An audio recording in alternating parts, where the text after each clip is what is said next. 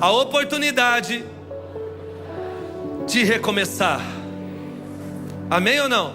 Fala para o teu irmão, a Páscoa é uma oportunidade de você recomeçar. Amados, em 2024, num domingo como esse, na Páscoa, eu ministrei sobre a importância da Páscoa. No ano passado, neste mesmo tempo, dia de comemoração da Páscoa, eu ministrei Páscoa, uma questão de fé. E hoje, durante essa semana, preparando a mensagem do Senhor, Deus ministrou muito forte ao meu coração a palavra recomeço. E eu fui adentrando as Escrituras e preparando esta mensagem, Deus falando ao meu coração. E eu creio que esta noite é uma noite de recomeço. Amém ou não? Fala para o teu irmão, esta noite é uma noite de recomeço. E quando nós vimos a palavra, na verdade, ainda no tema, há um mistério sobre recomeçar. Quando eu penso em recomeçar, demanda muitas coisas, responsabilidades, e também muito se passa na nossa mente, as dificuldades e complicações de como, quando, o que vai ser, quando se fala de um recomeço. É um mistério. E desde o princípio, em Gênesis capítulo 1, a Bíblia vai dizer que quando Deus disse haja luz e houve luz, a Bíblia diz que havia trevas sobre o abismo. Havia escuridão, porque trevas significa ausência total de luz. Então, para que houvesse luz, houve escuridão. E na vida, muitas vezes, para haver uma cura, é necessário ter uma doença. E analisando toda a nossa vida, na onde houver escassez, é necessário para que haja provisão. No caso de Jesus, houve a morte literal de Jesus para que houvesse ressurreição. É preciso ter um fim para haver um recomeço. A Páscoa também representa um recomeço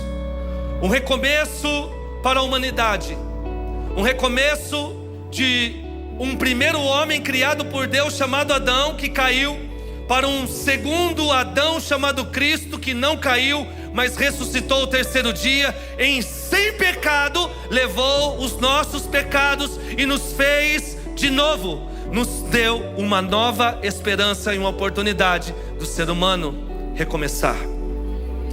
É importante saber que no texto que eu li, Israel estava em Gilgal. Repita comigo, Gilgal. Eles acamparam nesta cidade. E o interessante é que eles acamparam antes de tomar posse da vitória na primeira cidade chamada Jericó. Foi em Gilgal que eles tinham a visão das muralhas de Jericó intransponíveis. E eles passaram por ali e acamparam alguns dias, porque foi ali que Deus removeu a vergonha da escravidão. Nós vimos isso no verso 9. Deixa o verso 9 para mim, de Josué 5. Foi ali que Deus removeu a vergonha da escravidão e toda a humilhação que eles passaram no Egito. Deus tem um propósito parando ali com aquela nação. E o interessante é que Gilgal significa rolar ou círculo. Foi ali que Deus marcou para eles rolarem toda a humilhação, rolarem toda a vergonha que eles passaram. Interessante que foi em Gilgal que o povo se reuniu em comunhão, e eles estavam num momento muito decisivo. No momento em Gilgal, eles tinham acesso ao deserto, ao passado do deserto. Mas também em Gilgal, eles tinham a visão do futuro prometido. E é aí que Deus começa a falar aos nossos corações.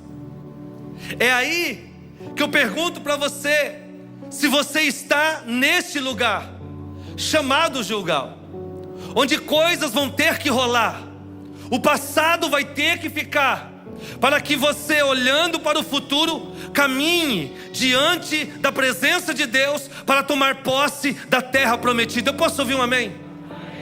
Então eles estavam em Gilgal, com acesso ao deserto, que era o passado vergonhoso, mas agora uma esperança, um grande recomeço, Deus colocou diante deles. E o foco tinha que estar adiante, porque o foco de Deus não era mais o deserto, o foco de Deus era na promessa. E muitas pessoas estão em Gilgal e não aproveitam a oportunidade de olhar para o passado com uma perspectiva de glorificar a Deus, de aprendizado, mas olhar para frente, se encorajar e em comunhão na presença de Deus, buscar aquilo que Deus prometeu, com ousadia, com fé, com coragem, em nome de Jesus. Quem entende isso? Então Isaías vai dizer o seguinte, capítulo 43, versículo 18: esqueçam as coisas passadas, não vivam no passado. Vejam que estou fazendo uma coisa nova. Ela já está surgindo. Vocês não perceberam ainda? Até no deserto vou abrir um caminho, e riachos em lugar seco, ou riachos no ermo. Você perdeu uma oportunidade de dar um glória aí, porque Deus já está fazendo uma coisa nova. Ele não vai fazer, Ele já está fazendo. O problema é que nós não percebemos aquilo que Deus já está fazendo, porque o nosso foco está no deserto, o nosso foco está no passado, o nosso foco está nas dores e nos sofrimentos que nós passamos, nos traumas que nós já passamos por eles, mas eles não passaram de nós. Muitas pessoas estão perdendo a perspectiva de um futuro prometido por um passado que já se passou, e valorizam muito numa nostalgia do passado, a ponto de se gabar o quanto que sofreu, mas não tem a capacidade de olhar para frente e olhar o futuro que Deus já lhe deu. Há muitas pessoas que no passado, situações os fizeram cair, os fizeram se prostrar, pelo cansaço, pelo sofrimento, pela dor, pela desgraça. Mas há uma promessa para quem precisa se levantar nesta noite. Quem quer ouvir, diga amém. Miqueias capítulo 7, versículo 8: não se alegre a minha inimiga com a minha desgraça. Embora eu tenha caído, eu me levantarei. Embora eu esteja morando nas trevas, o Senhor é a minha luz. Eu tenho uma boa notícia para você: é tempo de se levantar desse passado caído. É tempo de romper com aquilo que te fez se prostrar, porque Deus te levanta hoje com a mão poderosa. É a mesma mão que tirou o povo do Egito, é a mesma mão que levantou Pedro quando ele olhou para as provas e não olhou para Jesus. Deus vai te levantar hoje para a glória dele. Fala para o teu irmão: Deus te levanta hoje. Precisamos se levantar.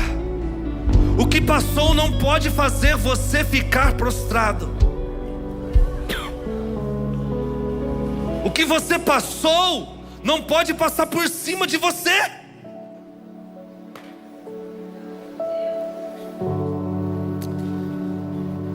No verso 10, em Josué 5, vai dizer que eles estavam celebrando a Páscoa na tarde do 14º dia do mês, enquanto estavam acampados em Gilgal. Na onde? Na planície de Jericó. Os israelitas celebraram a Páscoa. Eles estavam conosco hoje, celebrando a Páscoa. E o interessante é que eles, enquanto eles estavam celebrando a Páscoa, Jericó tinha acesso visual a eles, como eles tinham de Jericó. Quem está entendendo? Então fala para o teu irmão, porque ele não entendeu. O inimigo que estava em Jericó vigiava, mas o povo em Gilgal celebrava. Enquanto o inimigo nos vigia, a gente celebra. Interessante que o que o inferno está fazendo não pode parar o que Deus está fazendo. O que o inimigo planeja não vai atrapalhar aquilo que Deus já realizou, porque Deus não está planejando nada, Ele realiza. Então, quando o inimigo arquiteta, Deus dá a sentença.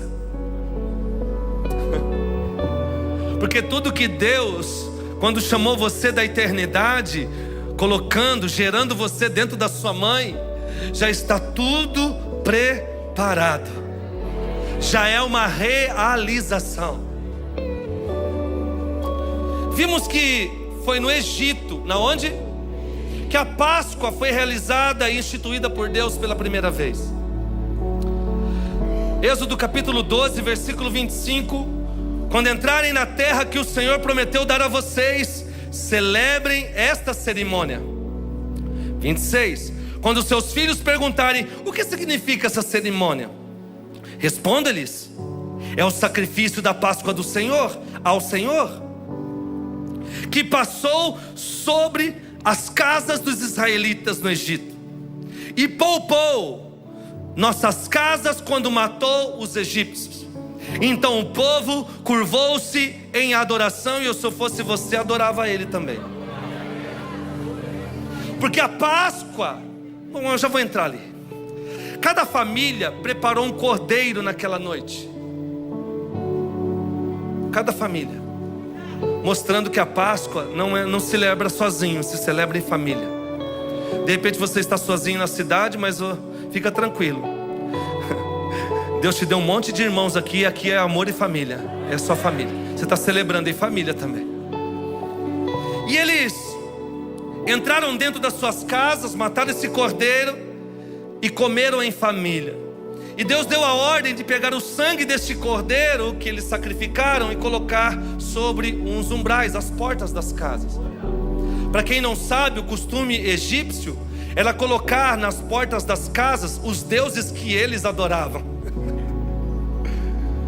E agora Deus fala: não, olha, eles estão acostumados a colocar na porta das casas deles para proteger os deuses que eles acreditam, mas agora você coloca na porta o sangue do cordeiro, que é o sinal que vai proteger realmente a casa de vocês. Em outras palavras, Deus falou: eu quero ver se esses deuses é capaz de parar aquilo que eu vou fazer. E a Bíblia vai dizer que quando a morte veio e viu o sangue daquele cordeiro na porta da casa, ele passou por cima das casas. Porque Páscoa significa passar por cima. Tem algumas pessoas que já entenderam aqui. Escute bem. A Páscoa não é um momento só de celebrar, fazer churrasco, se alegrar e comer bastante. Isso é bênção. A Páscoa é o momento de você olhar para o passado e ver quantas vezes o mal pulou sua casa. Quantas vezes os espíritos malignos passaram pela sua casa e não entraram.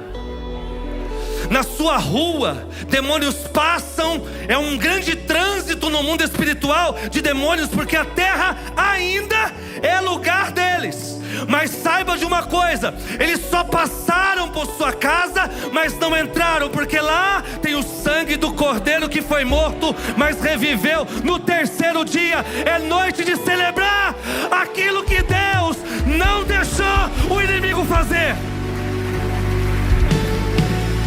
Olá, eu sinto a presença de Deus. É noite de comemorar e celebrar não só o que Deus fez, mas o que Ele não deixou o inimigo fazer. Esse é o poder de Deus. Porque quando esses demônios, esses espíritos malignos viram o sinal, e este sangue é como se tivesse uma placa: olha, você vai passar, pode olhar, pode vigiar, mas você não vai entrar. Em outras palavras, esse sinal era: aqui você não entra, morte. Nesta casa você não tem vez. Aqui não. Este é o poder do sangue do Cordeiro, que foi derramado na cruz do Calvário. O Cordeiro precisava morrer. Por isso que João Batista, quando viu Jesus, ele não se aguentou. Ele falou: peraí, eis aí o Cordeiro de Deus, que tira o pecado do mundo. Ei, eu sinto a presença do Cordeiro aqui.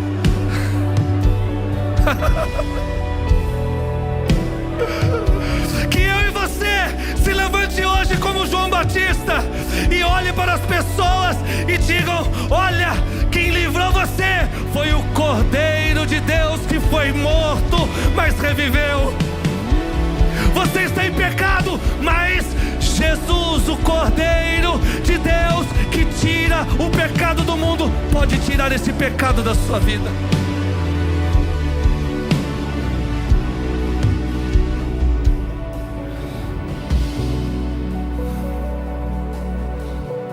Festeje a Páscoa hoje, mesmo, porque coisas terríveis poderiam ter acontecido, mas não aconteceu.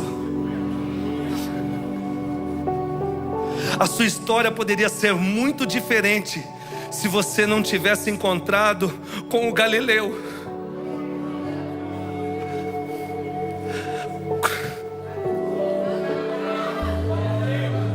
Com aquele que não pediu nada para nós, ele só pediu o nosso coração.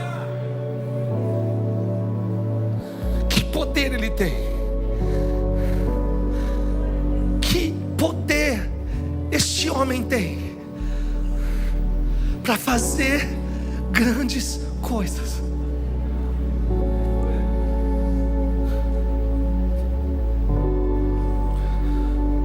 O mal passa perto de nós em todo momento, mas a gente está seguro diante de uma promessa. Pergunte qual? 1000 poderão cair ao teu lado, 10.000 à tua direita, mas nada vai te atingir. Salmo 91:7. Ao invés de ficar triste por aquilo que não aconteceu, que você queria no passado, celebre hoje aquilo que você não queria que acontecesse e não aconteceu verdadeiramente, porque Deus não deixou. Ao julgar um momento de reflexão, eles comemoram agora, acampados em Gilgal, porque eles tinham uma guerra pela frente. No verso 10, nós vimos isso, que eles celebraram a Páscoa, e aquele momento foi um momento de comunhão, e a Páscoa é um momento de comunhão, mostrando que sem comunhão a gente não sai para a guerra. Eles estavam em comunhão em Gilgal, se preparando para uma grande guerra em Jericó. E o que vai proteger a gente na guerra não é as armas, é a comunhão. Porque quando a gente tem comunhão com aquele que é o Rei dos Reis, que é o Senhor dos Exércitos, a gente não perde guerra. Então, antes de guerrear, temos que ter comunhão. E como está as guerras em família? Se você não tem comunhão na sua casa, se eu não tenho comunhão em minha casa, eu saio para a guerra fadado a perder. Mas quando há comunhão, quando há 2 ou 3 reunidos, de repente não são todos que estão reunidos ainda, mas todos vão se reunir em nome de Jesus. Há uma promessa para a tua casa, mas quando tem 2 ou 3 reunidos no nome de Jesus, há comunhão naquela casa, há oração naquela casa. Tem que sair incenso de dentro daquela casa para encher as taças de orações, porque isso traz comunhão, e tendo comunhão se prepara. A guerra é tua, a vitória é tua. Gilgal significa que eles tiveram comunhão. Interessante que celebrar o que Deus fez no passado é muito importante, mas também crer no que Deus fará no futuro. Eles estavam celebrando a saída do Egito, e aquilo que Deus fez, mas eles estavam contemplando também aquilo que Deus vai fazer. É como você se preparar para uma viagem. Você faz a revisão do carro e sai. Para ir para a promessa, eu tenho que trazer à memória aquilo que Deus fez. Isso me traz fé para continuar e seguir aquilo que Deus tem para a minha vida. Quem está entendendo, diga amém. Se o seu passado recente não tem o que celebrar, você precisa romper com ele para viver o futuro que Deus tem para você. Isso não pode ser o seu alimento. Isso não pode ser a sua válvula de escape. Não pode. Porque o passado é coisa velha. Interessante que no versículo 11, no dia seguinte ao da Páscoa, comeram do fruto da terra, pão sem fermento e grãos tostados. Até então, eles estavam comendo o maná que Deus mandava do céu. Por isso que Gilgal foi um momento de recomeçar, porque agora eles iam comer do próprio fruto da terra. Por isso que o maná cessou. O maná cessou porque o fruto chegou. Então eu entendo que quando há escassez, cessa alguma coisa, é porque está chegando coisa melhor ainda. O maná cessou porque o fruto chegou. O maná cessou porque a promessa chegou. O cuidado de Deus vindo do céu, agora não viria mais do céu, mas agora viria da terra. Mas o cuidado ia continuar. Interessante também que as duas formas de Deus, tanto o maná quanto o fruto, eram provisões oriundas de Deus, tanto no céu quanto na terra. Porque do céu caiu o maná junto com o orvalho, eles colheram e faziam os seus bolos. Agora, o fruto que veio da terra foi criado por Deus em Gênesis, que criou todas as coisas, porque a terra era sem forma e vazia. Sabe o que eu entendo? E você perdeu a oportunidade de dar um glória? Pergunte o quê? Esqueci, ó. Tanto que vem do céu quanto vem da terra, não importa de onde vai vir, se veio das mãos de Deus, vai ter cuidado para você. Não importa como veio, se veio de Deus está tudo certo. Porque o Deus que manda é o Deus que planta. Ele faz todas as coisas. O maná era o sustento da passagem pelo deserto, mas o fruto da terra agora é o sustento da posse da vitória e da promessa. E quando nós vimos isso, voltando à palavra em Josué capítulo 5, versículo 12, vai dizer que o maná cessou. O maná, no dia seguinte, ao comerem do fruto da terra. Não houve mais maná para os israelitas, mas naquele mesmo ano, eles comeram os frutos da terra de Canaã. Então o que cessa nas nossas vidas, não para aquilo que Deus já está fazendo. Porque eles poderiam ter olhado e falado: parou o maná e tal. Mas não, os frutos já estavam lá. O maná representava o passado, e agora tinha que cessar para que eles desfrutassem do futuro. Então nem tudo que cessa nas nossas vidas é algo ruim, porque na verdade estão anunciando que Deus quer fazer algo diferente no futuro. Quem está entendendo isso? Era necessário parar o maná, porque agora tinha frutos que tinham que carregar 2 homens os cachos daquela uva. Eles olharam para o fruto, olharam para o maná. Que maná o quê? Eu quero é o fruto da terra. Isso mostra que quando o velho se vai, o novo chega. Eu quero declarar em nome de Jesus que o velho que está indo está anunciando o novo que está chegando. Tem novidade para chegando aí para as nossas vidas, mas o novo tem que ir. O velho tem que ir, perdão. O velho tem que ir. No tocante às coisas novas de Deus, posso pregar ou eu passo batido aqui nesse negócio? Posso? Tá de prova, hein, pastor? No tocante às coisas novas de Deus, Tem muita gente querendo as novidades do seu Deus, mas não deixaram as vaidades do seu eu. Eu avisei. E não tem como Deus trazer algo novo para as nossas vidas se o velho está lá. O velho homem, o velho eu, o velho orgulho, a velha vaidade.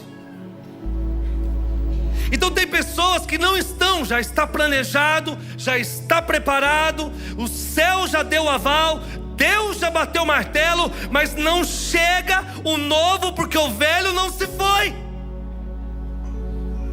É como Deus olhasse para você como uma casa e tem um carro velho lá, Deus vai falar, não tem onde colocar, tira o velho que eu mando o novo. Agora você gostou desse exemplo, né? Deixa eu profetizar sobre o seu carro velho. Seu carro velho vai embora e vai chegar um novo em nome de Jesus. Agora você gostou, né? Que coisa, hein? Olha o que Paulo disse em Efésios capítulo 4, versículo 22. Quanto à antiga maneira de viver, vocês foram ensinados a despir-se do velho homem que se corrompe por desejos enganosos, a serem renovados no modo de pensar e a revestir-se do novo homem, criado para ser semelhante a Deus em justiça, em santidade, provenientes da verdade.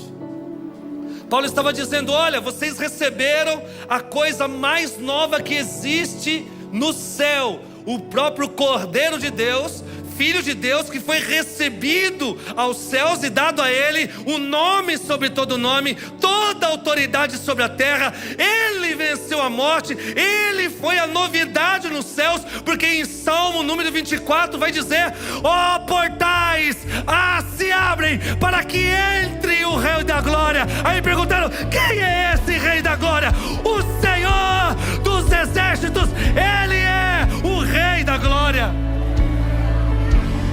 A novidade no céu foi também novidade para mim e para você na terra. Esta novidade chegou e Ele quer que eu e você seja renovado. Novo. Novidade de vida. Novos pensamentos, novos sentimentos, novas atitudes, nova forma de viver, de pensar, de ser, de tudo. No tocante ao velho na Bíblia, irmãos, ela é enfática a combater as coisas velhas. Pergunte por quê? Porque primeiro, ela fala do odre velho. Do odre velho.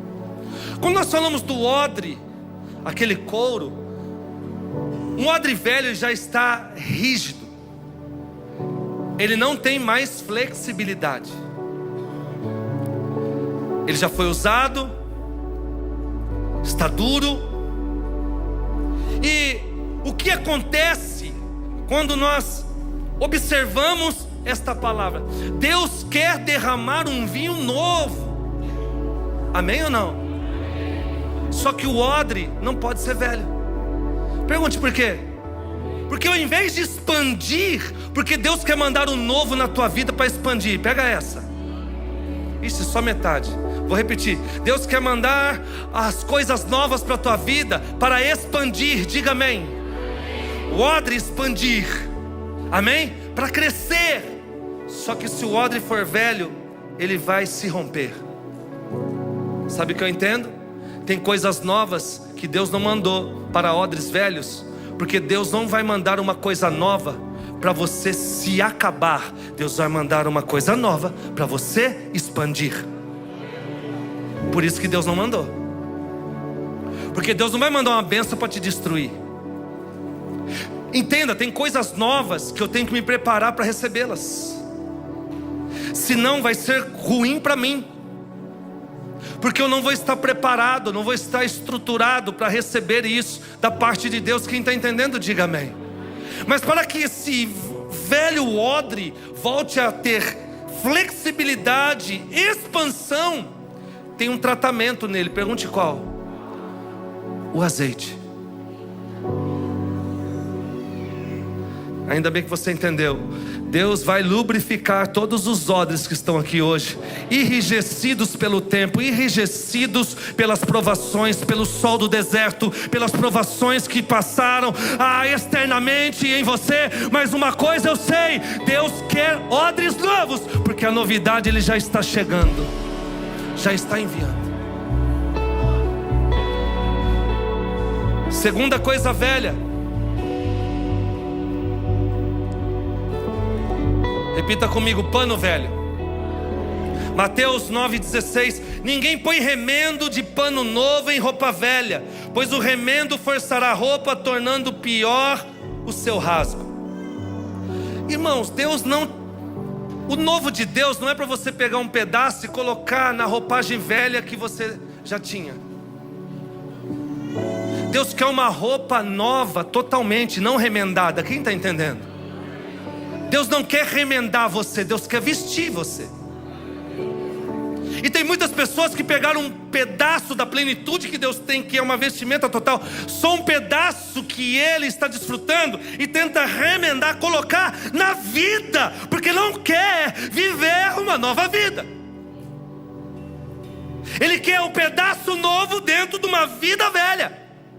Aí ele pega outro pedaço e remenda aqui, e o que acontece? Não adianta, vai se romper. E quando as vestes se rompem, você já sabe, sem roupa as vergonhas ficam de fora. É vergonhoso. Quem está entendendo isso? Deus veio trocar as vestes velhas por uma roupa nova. Repita comigo: Jesus não é um costureiro, Jesus é um alfaiate. Você não entendeu? Vou mastigar. Jesus está como um alfaiate, medindo tirando as suas medidas, porque Ele não vai remendar você. Ele não é costureiro, não vai emendar. Não, Ele vai mandar uma veste nova do seu tamanho. Jesus está medindo, Ele é o alfaiate. Deixa Ele medir, deixa Ele confrontar, recebe as medidas de Deus nesta noite. Não estamos festejando hoje uma festa junina, dançando quadrilha com uma roupa remendada por um costureiro. Nós estamos celebrando a Páscoa com roupas novas, limpas pelo sangue do Cordeiro.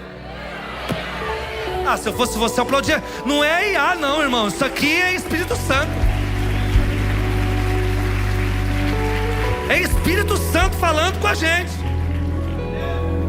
Eu posso ouvir um glória aí? Ainda na Bíblia, não sei se você vai dar um glória agora. Fala para o teu irmão: cuidado, não seja e não ouça um profeta velho.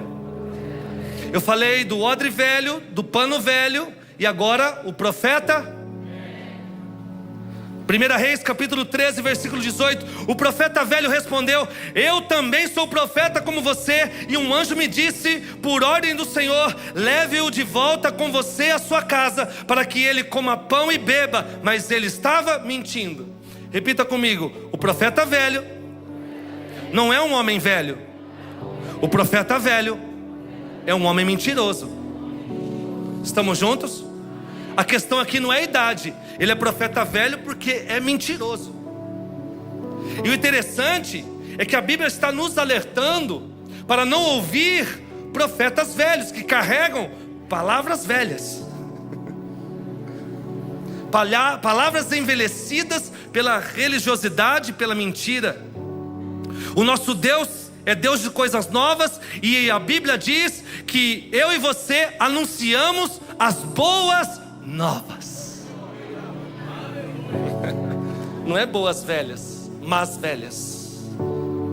Só para você entender, esse profeta mentiu para aquele jovem porque ele tinha uma voz de Deus dizendo: não coma e não beba. Olha que interessante. E fique em Betel. O profeta velho veio, um anjo me falou: olha, pode comer e beber e ir para tua casa. Pergunte: o que aconteceu? Foi morto por um leão no caminho. Repita comigo: coisas velhas, palavras velhas podem matar.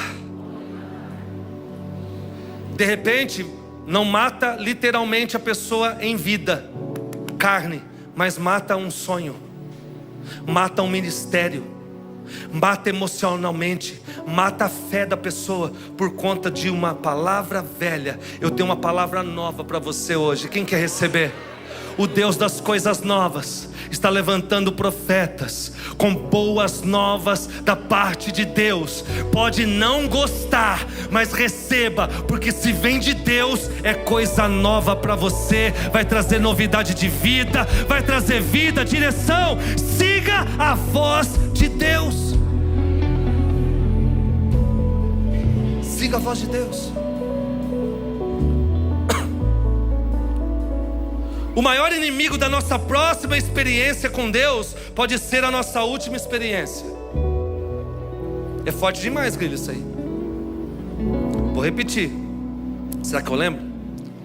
O maior inimigo da nova experiência com Deus pode ser a última experiência que você teve.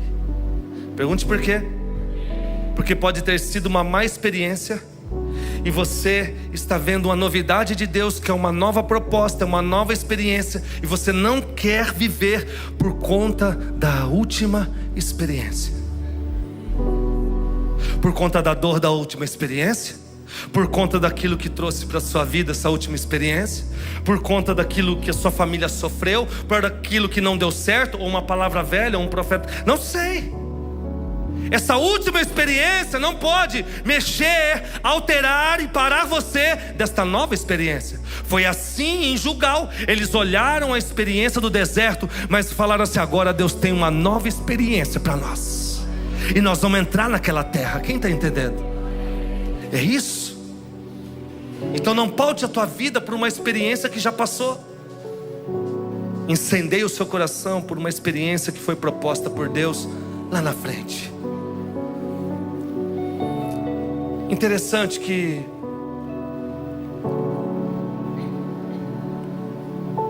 Paulo disse assim: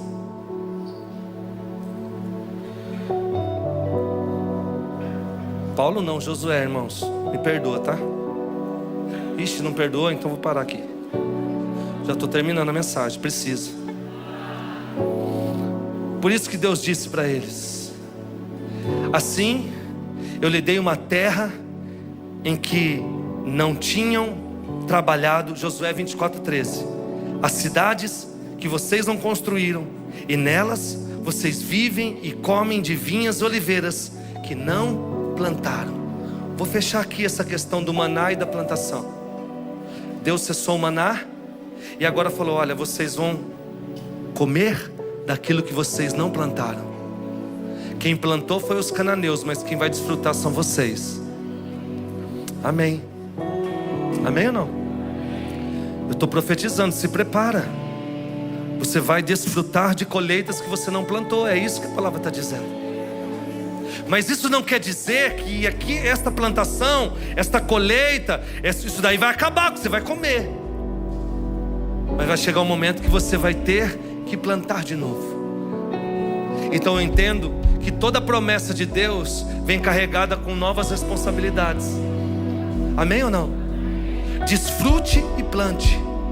Desfrute e plante. Tem colheita para desfrutar, tem colheita que você não plantou. É Deus que te deu, usufrua dela, mas não esqueça de plantar. Porque com uma mão você vai colher e a outra você vai plantar. Faz assim com a tua mão. Eu profetizo que uma mão você vai colher aquilo que você não plantou, mas com a outra mão você não vai ficar coçando a cabeça, coçando o pé, não. Você vai continuar plantando na terra, garantindo a plantação no futuro e a promessa de Deus na sua vida, porque junto com a promessa vem responsabilidades. Oh glória!